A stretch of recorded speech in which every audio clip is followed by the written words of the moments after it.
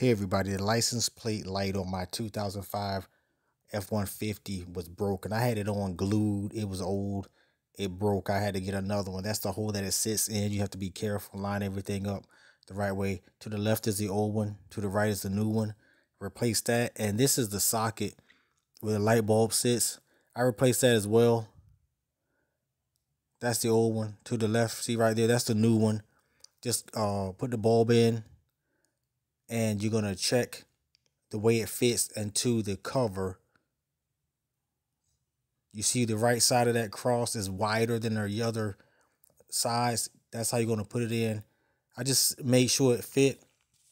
And then from the outside of the bumper, you're going to put the cover in, line it up so that the window faces your license plate. That's the license plate light, or the tag light is what we call it.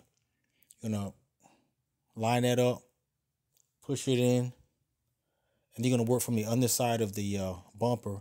So from underneath the truck, you're going to put the little pigtail in that you just got. You may not have to replace the pigtail. I did the whole thing. So you're going to line that up, place that in together, and you're going to insert that through the underside, and it locks in place. Thanks for watching. Like, subscribe. Be blessed.